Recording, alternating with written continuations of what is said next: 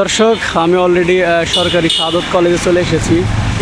এটাই হচ্ছে আমাদের কলেজ। এখানে আমি পড়াশোনা করি। ঠিক আমরা শহর অঞ্চলে প্রতিনিয়ত একইভাবে আমরা যাতায়াত করে থাকি। এখানে যখন ব্রিজ না হবে আমাদের আসলে কষ্টের শেষ থাকবে না।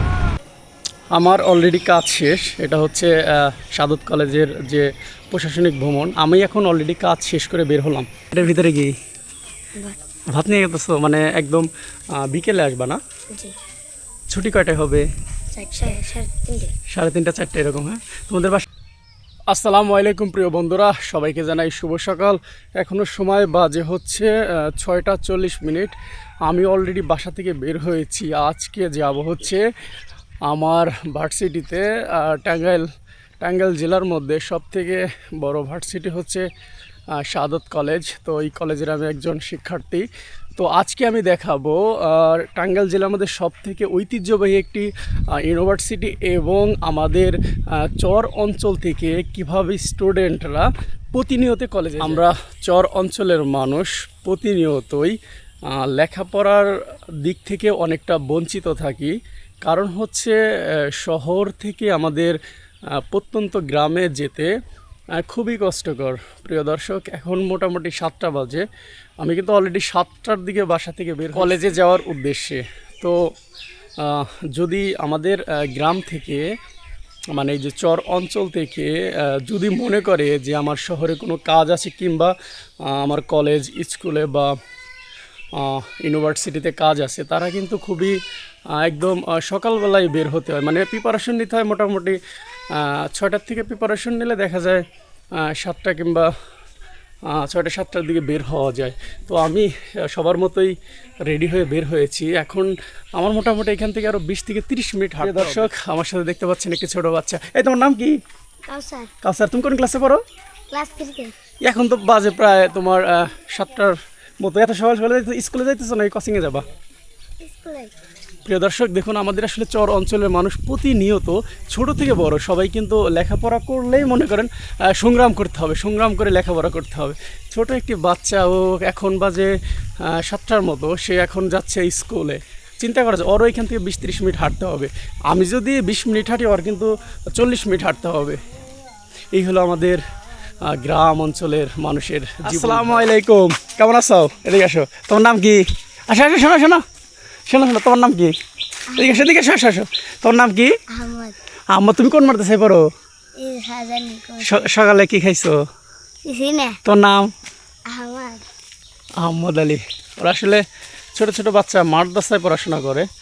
আমাদের গ্রাম অঞ্চলের একটি নিয়ম, সেটা হচ্ছে কিন্তু বাচ্চারা কিছু খাক কিংবা না খাক, খুবই সকালে ঘুম থেকে উঠিয়ে দিবে মাদ্রাসা স্কুলে যাওয়ার জন্য। আমাদের গ্রাম অঞ্চলের মানুষ আসলে সন্তানকে খুবই পড়াশোনা করানোর জন্য খুবই সংগ্রাম করে। দেখা যায় পরিস্থিতির শিকারে বা লেখাপড়ার এরকম পরিস্থিতি না থাকার কারণে 100%-এর মধ্যে আপনি 60% পড়াশোনা করে আর 40% পড়াশোনা করতে পারে না। এটাই হচ্ছে গ্রামের যে মানুষ আছে তাদের একটা জীবন ধারার অংশ। ভালো আছো? তোমার নাম কি? তোমার নাম? তুমি কি মাদ্রাসায় পড়ো? দুজনে মাদ্রাসায় পড়ো? তোমার নাম কি? তোমার নাম? তাওহিদের সামনে। তুমি কোন ক্লাসে পড়ো? 3। তুমি? 2-তে। সকালে কি খাইছো? এটার ভিতরে কি ভাত নিয়ে গেতেছো, মানে একদম বিকেলে আসবা না? ছুটি কয়টায় হবে? 3:30 4টা এরকম। হ্যাঁ, তোমাদের বাসা কোথায়? এ পাশে। কোন মাদ্রাসায় পড়ো? শাহজানি কবরস্থানে মাদ্রাসায়। পড়াশোনা কীরকম করে? ভালোই না? ঠিক আছে, দোয়া করি ভালোই পড়াশোনা করবে কিন্তু। হ্যাঁ, সকাল সকালে আসছো, সকাল সকালে ভাত খেয়ে আবার ভাত নিয়ে আসছো না? তুমি কি সকালে ভাত খাইছো? ঠিক আছে, যাও ভালোভাবে পড়াশোনা করবে। আর রাস্তার এক পাশ দিয়ে হেঁটে দেবা সবসময়। মাদ্রাসায় যাবা এবং আসবা কিন্তু রাস্তার এক পাশ দিয়ে। হ্যাঁ, রাস্তার মাঝখানে যাবা না। আর যে রাস্তার সাইড পার হইতে চাও অবশ্যই ডানে বামে দেখবা যে কোনো গাড়ি আসছে নাকি। হ্যাঁ, আচ্ছা, যাও। প্রিয় দর্শক, ওদের জন্য দোয়া করবেন। ওরা খুবই ছোট, তবু লেখাপড়া করছে খুবই সুন্দরভাবে। প্রিয় দর্শক, আমাদের চর অঞ্চলের মানুষ যদি শহরে যেতে চায়, সবথেকে কষ্টকর বিষয় হচ্ছে যে খেয়াঘাট। এই খেয়াঘাটের জন্য খুবই অসুবিধার মধ্যে আমাদের প্রতিনিয়ত স্টুডেন্টরা যারা স্কুল কলেজে পড়ে, যে আমাদের মতো যারা চর অঞ্চলের মানুষ ভার্সিটি লেভেলে আমরা যাই যখন, তখন কিন্তু এই একমাত্র সমস্যার কারণ হয়ে দাঁড়াচ্ছে যে খেয়াঘাট। দেখতে পাচ্ছেন এখন এখানে আসছি, মোটামুটি এখানে আসতে আমার সময় লাগছে 1 ঘন্টার মতো। এখন প্রায় 8:30টার মতো বেজে যাচ্ছে এখানে আসতে। তো এখান থেকে আমরা শহর অঞ্চলে প্রতিনিয়ত একইভাবে আমরা যাতায়াত করে থাকি। এখানে যখন ব্রিজ না হবে আমাদের আসলে কষ্টের শেষ থাকবে না। এখানে ব্রিজ হয়ে গেলে মোটামুটি আমাদের পশ্চিম টাঙ্গাইলের মানুষের অনেকটাই সুবিধা হয়ে যাবে আমি মনে করি। দেখতে পাচ্ছেন এখানে সবাই বাইকাররা যারা আছে তারা কিন্তু প্রতিনিয়ত এখানে এসে 1 ঘন্টার পর ঘন্টা অপেক্ষা করে। দেখতে পাচ্ছেন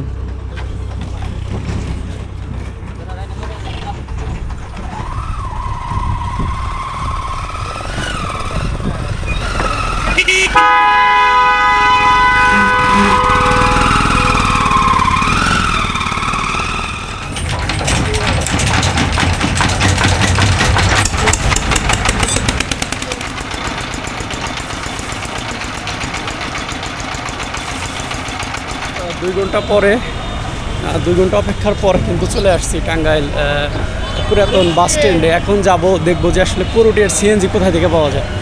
যদি আমি আপনাদের একটু দেখাই, এটা হলো টাঙ্গাইলের যে পুরাতন বাস স্ট্যান্ড, এখানে সিএনজি কোথা থেকে যায় একটু দেখি। ভাই পুরুলিয়া কোনটা যাবে? পুরুলিয়া এখান থেকে ভাড়া কত ভাই? 20 টাকা। 20 টাকা করে না?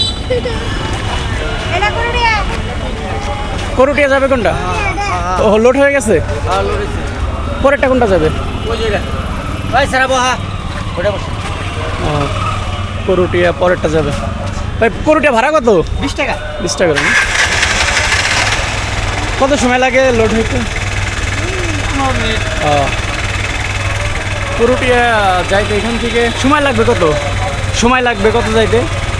রাস্তায় যাবো থাকলে আপনার 15 মিনিট টাইম লাগে। 15 মিনিট লাগে না? এখন যাইতে লাগবে 15 মিনিট, ভাড়া হচ্ছে 20 টাকা, মোটামুটি কমে আছে। তো এখন অপেক্ষা করি যাত্রী আসলে তারপরে যাবো। অলরেডি উঠে পড়েছি, এখন যাচ্ছি করুটিয়ার উদ্দেশ্যে। আজকে হয়তো আমার ভার্সিটিতে তেমন একটি কাজ নেই, জাস্ট হয়তো বা 10 থেকে 15 মিনিট সময় লাগবে। তো আমি আজকে আপনাদের ভিডিওর মাধ্যমে দেখাবো যে আসলে আমাদের ভার্সিটিটা দেখতে কেমন, এবং টাঙ্গাইলের সব থেকে পুরাতনতম যে ভার্সিটি সেটা আমি দেখানোর চেষ্টা করবো। এটা হচ্ছে একদম পুরান বাস স্ট্যান্ড, পুরাতন বাস স্ট্যান্ড থেকে আমি এখন করুটিয়ার উদ্দেশ্যে যাচ্ছি। আমি অলরেডি সরকারি সাদত কলেজে চলে এসেছি। এটাই হচ্ছে আমাদের কলেজ, এখানে আমি পড়াশোনা করি। তো আমি আপনাদের সম্পূর্ণ ভিডিওতে দেখানোর চেষ্টা করলাম যে চর অঞ্চলের মানুষ কত কষ্ট করে এসে টাঙ্গাইল কিংবা ঢাকায় পড়াশোনা করে। আমার কিন্তু বাসা থেকে অলরেডি 3 থেকে 4 ঘন্টা সময় লাগছে আমার কলেজে আসতে। আমরা যারা চর অঞ্চলের মানুষ আছি তারা কিন্তু যারা আমরা শহরে পড়াশোনা করি মিনিমাম 3 থেকে 4 ঘন্টা সময় লাগে আমাদের কলেজে আসতে। তো আসলে আমি আপনাদের এই ভিডিওর মাধ্যমে বোঝানোর চেষ্টা করলাম যে চর অঞ্চলের মানুষ কতটা স্ট্রাগল করে তাদের লেখাপড়া চালিয়ে যায়। আমাদের বিশেষ করে আমাদের সিরাজগঞ্জের মানুষ যারা চর অঞ্চলের মধ্যে পড়েছে তারাই কিন্তু বেশি কষ্টের মধ্যে ওরা পড়াশোনা চালিয়ে যায়। আমার অলরেডি কাজ শেষ, এটা হচ্ছে সাদত কলেজের যে প্রশাসনিক ভ্রমণ। আমি এখন অলরেডি কাজ শেষ করে বের হলাম। আমি আসলে একটু আমাদের কলেজের ক্যাম্পাসটা একটু দেখাই আপনাদের। আর যারা বিশেষ করে